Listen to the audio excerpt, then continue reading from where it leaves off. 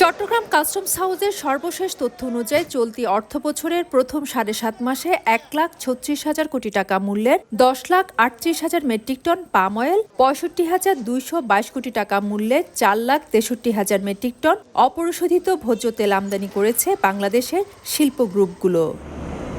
এর বাইরে চট্টগ্রাম বন্দর থেকে একই সময়ে ১৩,০২৭ কোটি টাকা মূল্যের ২,৬৯,০০০ মেট্রিক টন পরিশোধিত চিনি ও ৮৮৬ কোটি টাকা মূল্যের ১,০৭,০০০ মেট্রিক টন অপরিশোধিত চিনি খালাস হয়েছে।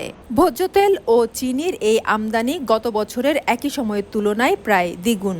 রমজানকে সামনে রেখে তেল এবং চিনি যেহেতু যথেষ্ট আমদানি হয়েছে, এক্ষেত্রে বাজার মনিটরিং এর ব্যবস্থা করলে ইনশাআল্লাহ দাম সহনীয় পর্যায়ে থাকবে।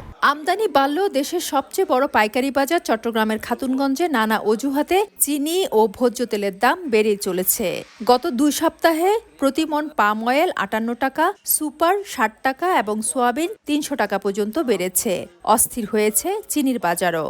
আগের রেট থেকে একটু বাড়ছে, ৪০-৫০ টাকা প্রতি মণে বাড়ছে। চিনি সরবরাহ স্বাভাবিক আছে, দাম যে পর্যায়ে আসছে ওইভাবেই থাকবে। আমরা আশা করছি সরবরাহ বাড়লে দাম কমার সুযোগ আছে।